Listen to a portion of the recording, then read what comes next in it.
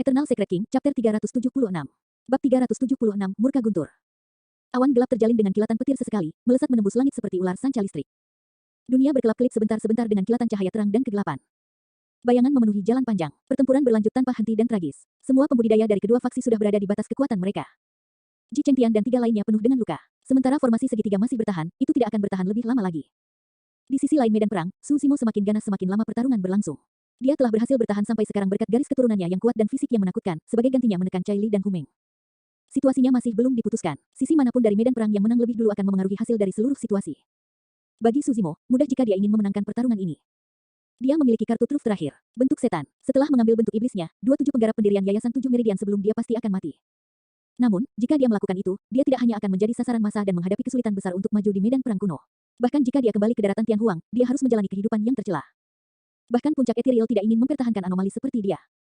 Kecuali dia tidak punya pilihan lain, Su Zimo tidak mau mengambil pilihan itu. Sebagai pemimpin dari 4 bandit berkuda, Chai Li juga menyadari keadaan dan menyatakan dengan lantang, fraksi yang mengawasi di luar sana. Selama Anda bersedia membantu kami membunuh mereka berlima, kami bersumpah bahwa kami akan membantu kalian dalam perebutan reruntuhan eliksir Pulsek. Itu benar, Hu Meng juga berteriak, kami akan sangat berterima kasih kepada para pembudidaya yang ada di pihak kami. Jika ada yang berhasil membunuh Su Zimo, saya akan menawarkan Meridian Unlocking Elixir sebagai ucapan terima kasih. Saat dia mengatakan itu, keributan terjadi. Awalnya, faksi dan pembudidaya hanya ada di sini untuk menonton pertunjukan. Tapi sekarang, beberapa dari mereka tergoda. Lihat, Pei Chunyu dari Glass Palace telah tiba bersama anak buahnya. Di sana, pewaris iblis dari Sekte Tanah Jahat, Sui Yang, telah tiba juga. Pengumpulan beberapa faksi teratas di jalan panjang kota Suantian menambah lapisan kerumitan tambahan pada situasi. Mata Su Zimo bersinar mematikan saat dia merasakan keributan di sekitarnya. Dia harus mengakhiri pertempuran ini secepat mungkin. Kalau tidak, ada kemungkinan besar bahwa mereka berlima akan berakhir sebagai persembahan korban untuk pertarungan antara faksi teratas. Selain mengambil bentuk iblisnya, metode lain apa yang dia miliki yang dapat membunuh 2 penggarap pendirian Yayasan 7 Meridian sesegera mungkin? Su Zimo berpikir dengan sungguh-sungguh. Tiba-tiba, petir tebal mendarat di jalan yang panjang, membuka lubang besar hangus yang berkelap-kelip dengan kilat. Ini adalah kekuatan alam semesta yang tidak dapat dilawan oleh siapapun. Gemuruh guntur baru terdengar sesaat kemudian di ujung cakrawala. Tiba-tiba, sebuah pikiran melintas di benak Su Zimo. Tanpa ragu, dia melangkah maju dan lempengan batu di bawah kakinya meledak, menembakkan kerikil kemana-mana. Rebound besar menyebabkan dia melambung ke udara. Memegang Blood Quencher tinggi-tinggi dengan kedua tangannya, dia menyalurkan sutra mental Void Thunder manual dan darahnya bergolak dengan gemuruh guntur, membentuk harmoni dengan guntur di langit. Bang, ledakan, ledakan. Suara guntur semakin keras dan datang dari ujung cakrawala dengan cara yang menakutkan, seolah-olah ribuan gerbong sedang melintasi cakrawala. Mereti, di langit kota Suantian, kilatan petir tak berujung dan terjalin. Dalam sekejap mata, itu menyerupai lautan petir yang bersinar dengan cahaya ilahi. Di hadapan lautan petir itu, lompatan Su Zimo menarik perhatian semua orang. Pada saat itu, dia berada di tengah lautan petir dengan aura yang sangat deras, menyerupai satu-satunya dewa sejati di alam semesta yang tak tertandingi. Patah, petir biru tebal turun dan menghantam Blood Quencher. Petir melilit di sekeliling bilah merah mengerikan itu seperti ular kecil yang tak terhitung jumlahnya memanjat dengan cara yang menakutkan. Ambil tebasanku, teriakan Su Zimo seperti guntur yang menggelegar di mana-mana. Berjemur dalam petir, Su Zimo mengayunkan Blood Quencher yang bersinar terang dengan petir dan turun dari langit, melingkupi Chai Li dan Hu Meng. Tebasan tunggal itu memiliki kekuatan alam semesta dan kekuatan guntur yang melanda sangat mengerikan. Bahkan sebelum pedang itu tiba, Chai Li dan Hu Meng sudah ketakutan setengah mati. Bagaimana manusia bisa bertahan melawan tebasan itu? Itu jelas murka guntur. Tanpa tempat untuk lari, Hu Meng hanya bisa berteriak. Dia menggigit ujung lidahnya dengan lembut dan memuntahkan seteguk darah di mata wajah tombak tembaganya. Mata wajah bersinar dengan 2 berkas darah dan tubuhnya menyala dengan pancaran suci. Sambil menggertakkan giginya, Hu Meng mengangkat tombak tembaganya dan menyambut Blood Quencher yang datang. Ledakan. Senjata-senjata itu bertabrakan dengan keras seolah-olah seluruh dunia berguncang untuk sesaat itu. Hu Meng tampaknya menjadi lebih pendek saat retakan raksasa muncul di bawah kakinya. Setelah beberapa saat, tubuhnya bergetar dan dia diselimuti oleh kekuatan guntur. Memuntahkan seteguk darah dengan mata redup, dia dikirim terbang. Tombak tembaga itu juga dipukul mundur oleh Blood Quencher dan menghantam dada Hu Meng dengan keras. Suara tulang retak bisa didengar. Penggarap pendirian Yayasan 7 Meridian terluka. Tidak hanya itu, momentum Blood Quencher terus berlanjut dan terus menebas pedang Chai Li. Dentang, ekspresi Chai Li berubah saat telapak tangannya pecah dan berdarah, kehilangan pegangan pada pedangnya. Mendorong tumitnya, Chai Li mundur sejauh 100 kaki. Wajahnya pucat dan darah menetes dari sudut mulutnya. Dari 27 penggarap pendirian Yayasan Meridian, 1 terluka parah di tanah dan yang lainnya mundur dalam kekalahan. Betapa mengerikannya kekuatan tebasan itu. Pei Chunyu dari Glass Palace dan Sui Yang dari Malevolent Earth Sect tiba tepat pada waktunya untuk menyaksikan itu dan murid mereka berkontraksi dengan sedikit keterkejutan. Jika mereka adalah penerima tebasan itu, mereka mungkin juga tidak bisa lolos tanpa cedera. Para pembudidaya lainnya tercengang dan tersentak. Chai Li tidak lagi berani tinggal lebih lama lagi. Jika Hu Meng tidak mempertahankan serangan pertama, organ tubuhnya akan pecah akibat tebasan itu. Tanpa berbalik, dia melarikan diri keluar kota. Matanya bersinar dengan kebencian yang tak terbatas saat dia berteriak, Su Zimo, suatu hari nanti, aku pasti akan membuatmu membayar untuk apa yang kamu lakukan hari ini. Chai Li sangat yakin bahwa dia bisa keluar dari kota Suantian. Berkat tebasan Su Zimo, jarak di antara mereka bertambah dan tidak mungkin Su Zimo bisa mengejarnya karena mereka berdua berada di ujung jalan. Hahaha. Tiba-tiba, Su Zimo tertawa. Chai Li merasakan jantungnya berdetak kencang. Dia berbalik secara naluriah dan cahaya dingin yang menyilaukan mendekatinya dengan kecepatan yang sangat cepat. Dalam cahaya itu, dia melihat sosok yang berdiri jauh dengan Blood Quencher menggali lumpur di sampingnya. Sosok itu memegang busur raksasa berwarna bulan dan baru saja meletakkannya. Suara Su Zimo terdengar. Suatu hari nanti, aku sudah memberitahumu, Four Mounted Bandit akan dicabut gelarnya hari ini. Puff, puff, puff. Panah menembus daging dan darah berkelebat. Tubuh Chai Li ditusuk oleh 10 anak panah dan dia pingsan di ujung jalan yang panjang, tak bernyawa dan mati. Pada saat yang sama, Su Zimo menyingkirkan busur penyembunyian bulannya dan tiba di samping Hu Ming dengan penghilang darahnya.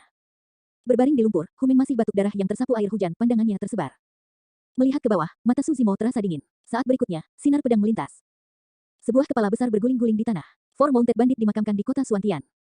Eternal Secret King, Chapter 377. Bab 377 terkenal. Hasil dari pertempuran telah melampaui harapan semua orang. Dalam waktu kurang dari 15 menit, 3 bandit berkuda yang kembali ke kota sudah mati dengan darah mereka menodai jalan yang panjang. Bahkan ada 27 penggarap pendirian Yayasan Meridian di antara mereka. Tebasan guntur terakhir itu membuka mata banyak pembudidaya karena mereka merasakan kejutan yang tak tertandingi baik secara visual maupun mental. Tatapan yang tak terhitung jumlahnya tertuju pada sosok di jalan panjang itu, memegang pedang dan berlumuran darah. Ekspresi mereka rumit, ada yang kaget, ada yang takut, ada yang kagum dan ada yang mengamati. Seketika, semua orang menyadari bahwa mulai hari ini, pasti akan ada tempat untuk pria ini di kota Suantian. Dia sekarang terkenal setelah satu pertarungan. Ini adalah sesuatu yang tidak diharapkan oleh para murid eliksir yang sekte. Tang Yu awalnya menunggu waktu yang telah diatur sebelumnya untuk menyerang para pembudidaya di bawah tanggung jawabnya dan menyelamatkan kelompok Su Zimo. Namun, tidak ada yang mengharapkan situasi berubah sepenuhnya dalam sekejap mata. Kedua bandit berkuda itu sudah mati. Ini, terlepas dari pengalaman dan ketenangannya, Paman Liang tertegun. Penggarap pendirian Yayasan 5 Meridian telah membunuh 2 penggarap pendirian Yayasan 7 Meridian di tempat mereka adalah 2 alam budidaya penuh di atasnya. Ini bukan pertama kalinya Paman Liang menemukan bakat paragon seperti itu. Namun, orang seperti itu sangat langka dan biasanya berasal dari faksi teratas di daratan Tianhuang. Apa latar belakang Su Zimo? Dia bahkan tidak membawa lencana sekte jadi dia jelas bukan murid warisan dari sekte super. Selain itu, tidak ada jejak teknik yang diwarisi dari sekte super dan faksi teratas dari Su Zimo. Untuk sekte super seperti 9 sekte abadi, 7 sekte iblis, dan 6 biara Buddha, masing-masing dari mereka memiliki teknik kultivasi dan keterampilan rahasia mereka sendiri yang harus digunakan murid-murid mereka dalam pertarungan hidup dan mati. Karena itu, mereka mudah dikenali. Namun, kemampuan Su Zimo, sementara sepasang sayap rohnya luar biasa dan formasi pedangnya menakjubkan, tidak satupun dari mereka adalah kunci mengapa dia bisa membunuh pembudidaya di atas levelnya. Alasan mengapa orang itu bisa membunuh di luar levelnya sepenuhnya karena fisik mengerikan yang menyerupai binatang buas berdarah murni. Di daratan Tianhuang, tidak banyak sekte yang berspesialisasi dalam penempaan tubuh di antara sekte abadi, Buddha, dan iblis. Glass Palace adalah salah satunya, tetapi jelas bahwa pria ini tidak ada hubungannya dengan mereka. Mungkinkah ada sekte tersembunyi atau master penyendiri selain dari faksi teratas yang bisa merawat paragon yang begitu menakutkan? Namun, mengapa teknik kultivasi yang bisa membangun fisik seperti itu tidak diketahui? Untuk pertama kalinya, Paman Liang merasa tidak bisa melihat Su Zimo lagi. Saat itu, pandangan tegas melintas di mata Tang Yu saat dia melambai dan berkata dengan suara yang dalam, eliksir yang sekte, dengarkan. Ikuti aku dan bunuh yang selamat dari Four Mounted Bandit. Jangan biarkan siapapun hidup. Sebelum dia selesai berbicara, Tang Yu adalah orang pertama yang memanggil pedang terbangnya dan menyerbu ke medan perang. Paman Liang tidak punya waktu untuk berpikir dan segera mengikuti. 1000 pembudidaya eliksir yang sekte aneh di belakang juga menyerbu ke depan, menyerang para penjahat yang tersisa. Meskipun para penjahat tidak takut mati, kematian Chai Li dan Hu Meng masih merupakan pukulan besar bagi mereka secara mental. Ditambah dengan pertempuran sengit yang baru saja mereka lalui, mereka benar-benar kelelahan. Serangan para pembudidaya eliksir yang sekte yang kuat menelan mereka sepenuhnya. Beberapa nekat mogok dan menjerit saat berlari keluar kota. Namun, mereka baru saja mengambil beberapa langkah ketika mereka terbunuh di tempat. Satu sisi terluka parah dan aus sementara sisi lain dipenuhi dengan kehidupan dan semangat jelas siapa yang lebih kuat. Hasil pertempuran sudah diputuskan. Dengan kematian 27 Meridian penggarap pendirian yayasan, eliksir yang sekte tidak lagi memiliki keberatan. Di jalan yang panjang, Ji Chengtian, sedikit gemuk dan Si Jian pingsan duduk di tanah, tertawa terbahak-bahak. Tawa mereka menarik-narik luka di tubuh mereka dan mereka bertiga tersentak kesakitan. Namun, mereka terus tertawa tanpa henti. Dengan dukungan Xiao Ning, Leng Rou berhasil bertahan. Pada saat itu, ada senyum langka di wajahnya yang sangat menawan. Kami selamat. Si Jian menggaruk kepalanya dan menatap Ji Chengtian dan sedikit gendut, tersenyum bodoh karena tak percaya. Itu benar. Ji Chengtian menghela nafas panjang dan meratap, kami selamat. Perasaan hidup itu luar biasa. Lemak kecil terkutuk dan berseri-seri. Ketika mereka kembali ke kota Suantian, mereka berempat telah mengesampingkan semua pemikiran untuk bertahan hidup. Sekarang setelah mereka merayakan kegembiraan karena selamat dari malapetaka, setiap hembusan napas terasa sangat diberkati. Setelah pertempuran ini, persahabatan di antara mereka berempat banyak berubah. Ini adalah persahabatan yang ditempa melalui hidup dan mati dan pembaptisan darah itu sangat berharga di dunia kultivasi. Melihat pemandangan ini, Su Zimo tersenyum tipis dan perasaan hangat melonjak ke dalam hatinya, bertahan lama. Tanpa disadari, hujan deras telah berhenti. Badai datang dan pergi dengan cepat. Awan gelap menghilang dan sinar matahari menyinari jalan panjang dan kelima wajah mereka, bersinar dengan kehidupan. Bukan hanya Su Zimo, mulai hari ini, 4 lainnya akan menjadi terkenal di seluruh kota Suantian juga. Saat eliksir yang sek mengambil tindakan, faksi lain juga bergabung dengan tergesa-gesa. Sekte Seribu Derek, Sekte Boneka, dan beberapa pembudidaya dari faksi yang berbeda semuanya menginginkan sepotong kue. Tiba-tiba, seorang kultivator berjubah hitam berjalan perlahan. Memegang tombak tulang yang memiliki jejak darah samar, dia sangat menakutkan. Dia tiba di depan Su Zimo dan berdiri diam. Tindakan kultivator berjubah hitam menarik perhatian yang tak terhitung jumlahnya. Itu dia, pewaris iblis dari Sekte Bumi yang jahat. Apa yang dia mau? Aku tidak tahu. Sepertinya dia tidak ramah. Ji Chengtian dan yang lainnya tidak lagi tersenyum, terlihat muram. Mereka bisa merasakan aura yang kuat dan berbahaya datang dari kultivator berjubah hitam. Pria ini sangat kuat. Faktanya, sebuah pikiran terlintas di benak mereka, bahkan jika mereka berada dalam kondisi puncak dan bergabung, mereka bukan tandingan orang ini. Kultivator berjubah hitam menatap Suzimo sejenak tanpa berkata apa-apa. Suzimo tanpa ekspresi. Sangat bagus. Kultivator berjubah hitam itu mengangguk dan menyatakan dengan bangga, saya Sue Yang, pewaris iblis dari Sekte Bumi Jahat. Kamu sangat baik. Aku akan memberimu kesempatan. Bergabunglah dengan Sekte Bumi Jahat dan jadilah pengawal pribadiku. Ji Chengtian dan yang lainnya tertegun. Salah satu dari 7 sekte iblis, Malevolent Earth Sect. Ini adalah salah satu faksi teratas di daratan Tianhuang, tetapi itu adalah sekte iblis dan berbeda dari dao mereka. Lebih jauh lagi, pewaris iblis dari Sekte Bumi Jahat ini arogan dan bernada memerintah. Dia bahkan memiliki sikap merendahkan yang benar-benar tidak menyenangkan. Ji Chengtian dan yang lainnya memandang Suzimo dengan gugup. Mengingat pemahaman mereka tentang Suzimo, ada kemungkinan besar bahwa Suzimo akan menolak pewaris iblis dari Sekte Bumi Jahat. Namun, mengingat temperamen dan metode pewaris iblis, dia pasti akan berubah menjadi pembunuh dan menyerang Suzimo begitu dia ditolak. Setelah pertempuran sengit itu, Suzimo sekarang berada pada posisi terlemahnya, bagaimana dia bisa menjadi tandingan pewaris iblis dari Sekte Bumi Jahat. Apakah dia akan bertemu dengan malapetaka lain setelah selamat dari pertempuran hidup dan mati? Cukup benar, Suzimo menyeringai. Apa itu Sekte Bumi Jahat? Aku belum pernah mendengar tentang kalian. Juga, pewaris iblis dari Sekte Bumi Jahat. Apa-apaan ini? Apa hebatnya dirimu? Semua pembudidaya terkejut ketika mendengar itu. Banyak pembudidaya memandang Suzimo seolah-olah mereka sedang melihat orang mati. Sebenarnya, Suzimo tidak mengatakan omong kosong. Saat itu, pewaris iblis dari Sekte Bumi Jahat mati di tangannya. Di Sekte Iblis, setiap alam kultivasi hanya dapat memiliki satu ahli waris iblis. Oleh karena itu, jika Suzimo tidak membunuh pewaris sebelumnya dari Sekte Tanah Jahat, Sue yang ini tidak akan bisa mendapatkan posisinya saat ini. Eternal Secret King, Chapter 378. Bab 378, Niat Membunuh. Ekspresi Sue yang menjadi gelap seketika. Tatapannya menyempit dan tombak tulang di tangannya bergetar seperti hidup, mengeluarkan aura jahat yang menggetarkan hati seseorang. Tiba-tiba, tawa datang tidak jauh dari sana. Sue Yang, kamu sangat luar biasa. Seorang pria berjubah mewah melangkah mendekat. Dia memiliki fitur yang indah dan rambut hitamnya dibundel tanpa ujung yang longgar. Dengan mata sebening kristal, dia sempurna dari ujung kepala sampai ujung kaki. Ekspresi Sue yang tidak berubah ketika dia melihat pria itu, tapi ada sedikit kehati-hatian di matanya. Istana Kaca. Kupikir itu adalah murid warisan Istana Kaca, Pei Chunyu. Jadi, itu dia. Dikatakan bahwa dia berada di puncak pendirian Yayasan 7 Meridian dan selangkah lagi dari menerobos ke 8 Meridian. Dia hanya menunggu untuk mendapatkan Meridian Unlocking Elixir dari reruntuhan Elixir Pulsek. Kerumunan berdiskusi. Sesampainya di samping Suzimo, Pei Chunyu memberi isyarat ke arah mantan dengan anggukan dan senyum ramah sebelum beralih ke Sue Yang. Sue Yang, kamu akan melawan Istana Kaca jika kamu mempersulit rekan Dao Su. Fufu. Sue Yang tertawa dingin dan bertanya, sejak kapan bajingan ini ada hubungannya dengan Glass Palace? Jika dia berhubungan dengan kalian, apakah kalian akan membiarkan 4 bandit berkuda menyerangnya dan baru muncul sekarang? Tidak peduli apa, kamu dari Sekte Iblis dan kami dari Sekte Abadi. Jalan yang kita kejar berbeda untuk memulai. Pei Chunyu menjawab dengan dingin, Sue Yang, jangan sia-siakan usahamu. Rekan Tao Su jelas benar dan pasti tidak akan berhubungan dengan kalian dari Sekte Iblis. Dalam sekejap mata, dua pembudidaya top kota Suantian ini bertengkar karena Suzimo. Setelah menjadi terkenal melalui pertempuran itu, kedua faksi ini sekarang mencoba mengikat Suzimo. Itu benar, potensi pria ini tidak bisa diremehkan karena dia mampu membunuh 2 penggarap pendirian Yayasan 7 Meridian. Siapapun yang berhasil membawanya pasti akan berguna baginya di masa depan. Mengingat anugerah pria ini, bahkan ada kesempatan baginya untuk meninggalkan medan perang kuno bersama Pei Chunyu dan bergabung dengan Glass Palace. Banyak pembudidaya memandang Suzimo dengan iri. Dengan ekspresi acuh tak acuh, Suzimo tiba-tiba berkata, kalian berdua boleh pergi sekarang. Tidak perlu membuang nafasmu di sini, aku tidak akan bergabung dengan kedua pihak. Saat dia mengatakan itu, atmosfer menjadi beku. Obrolan yang awalnya berisik juga memudar. Tatapan semua orang tertuju pada Suzimo, ada yang kaget, ada yang kaget, ada yang bingung. Ini adalah kesempatan yang sangat langka yang akan disetujui orang lain dengan mudah.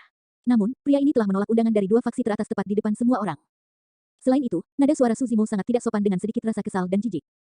Bukankah pria ini terlalu sombong? Fufu, dia berpikir bahwa dia dapat memerintah tertinggi di kota hanya karena dia membunuh 2 penggarap pendirian Yayasan 7 Meridian. Orang ini jelas memiliki keinginan mati. Saya ingin melihat apa yang terjadi padanya sekarang setelah dia menyinggung 2 faksi teratas. Kenyataannya, di antara kerumunan, Ji Chengtian dan yang lainnya mungkin satu-satunya yang bisa memahami pikiran Suzimo. Pertama, dia memiliki perjanjian dengan eliksir yang sek. Kedua, apakah itu Sekte Tanah Jahat atau Istana Kaca, keduanya hanya ingin merekrut Suzimo tanpa memberikan imbalan apapun. Pada saat ini, para pembudidaya eliksir yang sekte masih mencoba yang terbaik untuk memusnahkan yang selamat dari Four Mounted Bandit. Namun, kedua faksi ini ingin mengikat Suzimo tanpa kehilangan sumber daya sama sekali. Yang terpenting, Ji Chengtian dan yang lainnya tidak bisa merasakan sedikit pun ketulusan dari Pei Chunyu dan Sue Yang. Meskipun Pei Chunyu sopan, ada nada arogansi yang merendahkan. Pria ini memandang rendah Suzimo dari lubuk hatinya. Daripada undangan, itu lebih seperti dia melakukan amal. Jika Ji Chengtian dan yang lainnya bisa merasakannya, Suzimo memahaminya dengan lebih baik. Itulah mengapa dia menolak mereka tanpa berpikir 2 kali. Fufu, hahaha. Tiba-tiba, Sue yang tertawa terbahak-bahak dan menatap Pei Chunyu dengan mengejek, berkata dengan nada santai, sepertinya itu hanya inspirasi sepihak di pihakmu. Menarik. Pandangan gelap melintas di mata Pei Chunyu. Balasan Suzimo mirip dengan tidak menghormatinya di depan semua orang. Apa status dan posisinya mengingat fakta bahwa dia adalah murid warisan Istana Kaca. Ditambah dengan ejekan Sue Yang, niat membunuh Pei Chunyu melonjak. Mempertahankan senyumnya, dia bertanya lagi dengan lembut, rekan Taoisu, saya tidak salah dengar. Bisakah Anda mengulanginya sendiri? Meskipun Pei Chunyu tersenyum dan nadanya lembut, Ji Chengtian dan yang lainnya merasa merinding. Dengan kata lain, yang dia maksud adalah dia akan memberi Suzimo kesempatan lagi. Jika Suzimo tidak menghargai kesempatan itu, Pei Chunyu akan membunuhnya. Pria ini memiliki hak dan kekuatan untuk melakukannya. Ji Chengtian dan yang lainnya khawatir dan hanya bisa berharap Suzimo akan menahan diri untuk sementara daripada menyinggung 2 faksi teratas karena marah. Semua orang merasa bahwa Suzimo tidak akan cocok untuk Pei Chunyu bahkan jika dia berada dalam kondisi puncaknya, apalagi sekarang ketika dia berada dalam kondisi terlemahnya setelah melalui pertempuran besar dan penuh dengan cedera. Sebagai murid warisan dari salah satu sekte abadi, Glass Palace, Pei Chunyu bukanlah seseorang yang berada di liga yang sama dengan Four Mounted Bandit. Ji Chengtian dan yang lainnya memandang Suzimo dengan gugup. Tiba-tiba, Suzimo tersenyum. Kamu tidak mendengarku. Biar saya sederhanakan dan ulangi sekali lagi. Setelah jeda sebentar, Suzimo membuka mulutnya dan mengeluarkan dua kata yang mengejutkan dunia. Nyah. Saat dia mengatakan itu, lingkungan menjadi sunyi senyap. Banyak pembudidaya melihat sosok berlumuran darah dengan mulut ternganga dan ekspresi kaget ketika satu kata memenuhi pikiran mereka, gila. Untuk beberapa alasan, Ji Chengtian dan yang lainnya malah merasa lega. Ini adalah Suzimo yang sebenarnya. Ini bukanlah seseorang yang tunduk pada ketidakadilan. Seperti yang dikatakan Suzimo di masa lalu, saya berkultivasi untuk membalas dendam. Saya berkultivasi karena saya percaya pada mata ganti mata. Niat membunuh yang dipicu Pei Chunyu secara alami tidak bisa bersembunyi dari persepsi roh Suzimo. Karena itu masalahnya, Suzimo tidak mungkin bersikap baik kepada orang ini. Satu-satunya alasan Suzimo berani menantang Pei Chunyu adalah karena wujud iblisnya. Ini adalah kartu truf yang tidak akan dia gunakan kecuali dia tidak punya pilihan lain. Jika tidak, Suzimo akan menyerang lebih dulu saat niat membunuh Pei Chunyu terpicu alih-alih membuang-buang waktu untuk mengatakan begitu banyak kepada yang terakhir. Pei Chunyu tertegun sejenak, jelas, dia tidak mengharapkan reaksi seperti itu dari Suzimo. Atau lebih tepatnya, dia tidak menyangka Suzimo akan berani bereaksi seperti itu. Fufufufu, Pei Chunyu tertawa dalam-dalam, ada suara logam dalam suaranya yang sangat menusuk. Sesaat kemudian, dia menyingkirkan senyumnya dan telapak tangannya yang semula di belakang punggungnya merosot ke bawah. Itu diselimuti dengan pancaran seperti batu giok yang berkilau dan kristal. Saya mengagumi potensi besar Anda. Namun, matanya menjadi dingin saat dia mengubah topik pembicaraan. Karena kamu tidak bisa digunakan olehku, aku harus menghancurkanmu. Eternal Secret King, Chapter 379. Bab 379, Kehilangan Rahasia. Orang ini di bawah perlindunganku. Saat semua orang mengira kematian Suzimo sudah pasti, sebuah suara terdengar dari sisinya dengan nada yang tidak perlu dipertanyakan lagi. Tidak jauh dari sana, sinar pedang melesat. Di atasnya ada seorang pria tampan dengan mata yang menyerupai lukisan, Tang Yu dari eliksir yang sekte yang suka berdandan seperti pria. Ketika perhatian semua orang terfokus pada Tang Yu, kilatan samar melintas di mata Pei Chunyu saat dia tiba-tiba mencengkeram tinjunya dan menyerang. Pukulan itu ditujukan ke dada Suzimo dengan kecepatan yang sangat cepat. 5 lampu roh menyinari permukaan tinjunya dan meledak seperti terik matahari yang memiliki pancaran menyilaukan. 5 pola roh, itu adalah senjata roh yang sempurna. Pei Chunyu mengenakan sarung tangan kelas sempurna di tangannya yang setipis sayap jangkrik dan hampir transparan. Jika bukan karena fakta bahwa dia telah menyalurkan energi roh ke dalamnya, sarung tangan itu akan sangat sulit dideteksi. Itu adalah pukulan mematikan. Hati-hati. Ekspresi Tang Yu berubah saat dia berteriak. Pei Chunyu dan Suzimo sangat dekat sehingga mereka bisa saling menjangkau hanya dengan mengulurkan tangan. Tang Yu hampir bisa membayangkan adegan lubang darah yang dikeluarkan dari dada Suzimo. Pukulan itu benar-benar tanpa peringatan, seperti serangan diam-diam, dan secepat kilat. Tidak ada yang bisa bereaksi, selain Suzimo. Tidak heran mengapa Pei Chunyu adalah murid warisan Istana Kaca dan penggarap pendirian yayasan tingkat atas. Waktunya untuk menyerang praktis sempurna. Penampilan Tang Yu bahkan mengalihkan perhatian Suzimo. Momen pengalih perhatian yang singkat itu adalah waktu yang dibutuhkan Pei Chunyu untuk menyerang. Jika bukan karena persepsi rohnya, Suzimo akan mati karena pukulan itu. Namun, terlepas dari persepsi rohnya, Suzimo masih selangkah lebih lambat dan tidak bisa mengeluarkan blood quencher untuk bertahan. Sebaliknya, dia hanya bisa menerima serangan secara langsung dengan tangan kosong. Mata Tang Yu redup saat melihat itu. Meskipun Suzimo berhasil bereaksi, hasilnya tidak akan banyak berubah. Pertama-tama, kultivasi Pei Chunyu berada 2 tingkat di atas Suzimo. Selain itu, teknik penempaan tubuh Istana Kaca terkenal melalui daratan Tianhuang. Pei Chunyu hanya bisa lebih kuat dari Suzimo, tidak diragukan lagi. Lebih penting lagi, sarung tangan Pei Chunyu adalah senjata roh yang sempurna dan Suzimo menggunakan tangan kosongnya. Bagi Tang Yu, hampir pasti Suzimo akan dipukul sampai mati dalam pertukaran ini. Jika dia beruntung dan berhasil bertahan, lengannya akan lumpuh dan itu akan mengurangi kekuatan tempurnya, mengakhiri jalur kultivasinya pada saat ini. Bang, tinju mereka bertabrakan dengan dentuman kekalahan yang tumpuh. Kecemerlangan pada senjata roh yang sempurna menghilang. Pei Chunyu tidak bergerak, tubuh Suzimo bergetar dan dia terhuyung mundur 3 langkah sebelum berhenti. Secara naluriah, dia berada dalam posisi Plow Heaven Strike untuk setiap langkah dan menggeser pusat gravitasinya, mengukir 3 jejak kaki yang dalam di tanah, mengguncang bumi. Tinju Suzimo rusak parah, memperlihatkan tulang-tulang di dalamnya. Namun, itu bukan tulang putih, tapi tulang merah darah.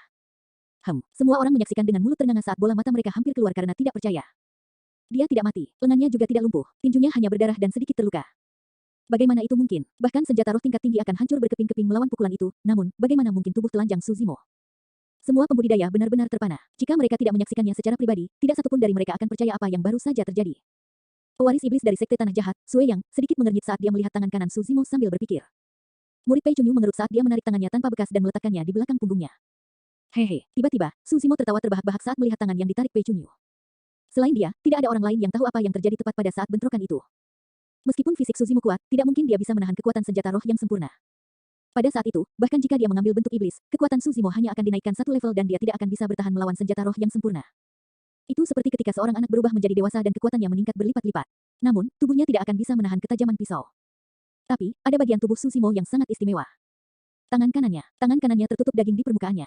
Namun, daging itu membungkus telapak tulang darah yang tidak diketahui asalnya yang tidak bisa dihancurkan, bahkan ketajaman blood quencher tidak bisa memotongnya. Selama pertukaran itu, kekuatan Pei Chunyu berada di atas angin dan dia berhasil menjatuhkan Suzimo 3 langkah ke belakang. Namun kenyataannya, Su Zimo tidak menerima terlalu banyak kerusakan dan hanya mengalami luka daging. Adapun Pei Chunyu, dia menderita kehilangan rahasia dan kesakitan yang tak tertahankan. Tidak ada yang memperhatikan bahwa tangan ditarik Pei Chunyu gemetar di bawah penutup jubahnya. Perasaan meninju papan baja bukanlah perasaan yang menyenangkan. Dalam waktu singkat, Tang Yu sudah tiba dan turun di antara mereka berdua dengan Paman Liang di belakangnya. Rekan Daoisu, apakah kamu baik-baik saja? Tang Yu bingung dan menatap Su Zimo di belakangnya. Dia tidak bisa membantu tetapi bertanya dengan nada ragu-ragu. Tidak apa-apa, Su Zimo mengangguk. Apakah kamu benar-benar baik-baik saja? Tang Yu mengeluarkan obat mujarab dari tas penyimpanannya dan berbisik, jangan memaksakan diri. Apakah Anda terluka secara internal? Ambil obat mujarab ini dan stabilkan lukamu terlebih dahulu. Su Zimo tersenyum dengan tenang dan menggelengkan kepalanya untuk menolak. Pei Chunyu, apa maksudmu dengan itu? Tang Yu berputar dan bertanya dengan tatapan tajam, aku sudah mengatakan bahwa dia berada di bawah perlindungan eliksir yang sek, namun kamu menyerangnya. Fufu, Pei Chunyu mencibir ringan dan menjawab dengan nada acuh tak acuh, saya hanya ingin tahu melihat bagaimana rekan Daoisu memiliki fisik yang kuat dan kekuatan tempur jarak dekat yang luar biasa. Itu hanya sebuah spar belaka. Mengapa kamu begitu cemas, rekan Daois Tang Yu? Berdebat, Tang Yu mencibir. Pukulan itu jelas ditujukan untuk mengambil nyawa Su Zimo. Sebelumnya, dia dicaci dan dipermalukan oleh Su Zimo. Sekarang setelah dia kehilangan rahasia lagi, tidak mungkin Pei Chunyu akan menyerah, dia masih akan mencari lebih banyak kesempatan untuk membunuh Su Zimo di sini. Orang di hadapannya, Tang Yu, tidak perlu ditakuti. Namun, sedikit kehati-hatian muncul di mata Pei Chunyu ketika dia melihat pria tua di belakang Tang Yu. Menghirup udara dalam-dalam, Pei Chunyu menghela nafas secara internal. Sekarang eliksir yang sekte terlibat, kecil kemungkinannya dia bisa membunuh Su Zimo hari ini. Selanjutnya, pewaris iblis dari sekte bumi jahat sedang menonton dengan dingin dari pinggir lapangan. Ini bukan waktu yang tepat untuk terlibat dalam konflik dengan eliksir yang sekte. Jika tidak, sekte bumi jahat mungkin akan mendapat keuntungan dari ketidaksepakatan mereka. Saat memikirkan itu, Pei Chunyu menangkupkan tinjunya ke arah Tang Yu dan menatap Su Zimo dalam-dalam sebelum berkata dengan senyum palsu, rekan Taois, jalan masih panjang. Pasti akan ada kesempatan lain bagi kita untuk berdebat di masa depan. Pei Chunyu memberi penekanan pada kata spar. Sambil tersenyum tipis, Su Zimo menjawab dengan acuh tak acuh, aku akan mengambil nyawa anjingmu saat kita bertanding lagi. Hahaha. Pei Chunyu mengangkat kepalanya ke belakang dan tertawa terbahak-bahak. Bagus, aku akan menunggu. Dengan itu, dia menjentikkan jubahnya dan berbalik untuk pergi bersama dengan para pembudidaya istana kaca lainnya. Di sisi lain, Sue yang mengikuti. Dalam sekejap mata, dua faksi teratas di kota Suantian menghilang sepenuhnya, seolah-olah mereka tidak pernah muncul. Ji Chengtian dan yang lainnya menghela nafas lega. Tanpa sadar, mereka berempat sudah bermandikan keringat dingin. Eternal Secret King, Chapter 380. Bab 380, Sekte Eliksir Pool. Di jalan panjang, para penjahat yang tersisa melarikan diri ke segala arah, tidak mampu melawan, mereka tidak lagi menjadi ancaman. Untung juga Tang Yu telah kembali. Jika tidak, pertempuran berdarah lainnya pasti akan pecah jika Su Zimo mengambil bentuk iblis dan konsekuensinya tidak terbayangkan setelah semuanya lepas kendali. Tang Yu mengeluarkan beberapa ramuan dari tas penyimpanannya dan menyerahkannya kepada Ji Chengtian dan yang lainnya. Mereka berempat tidak menolak, meskipun mereka juga memiliki ramuan penyembuh di tas penyimpanan mereka, efeknya pasti tidak sebanding dengan yang berasal dari eliksir yang sek. Saat giliran Su Zimo, dia hanya melirik dan menggelengkan kepalanya dengan lembut, memilih untuk tidak mengambilnya.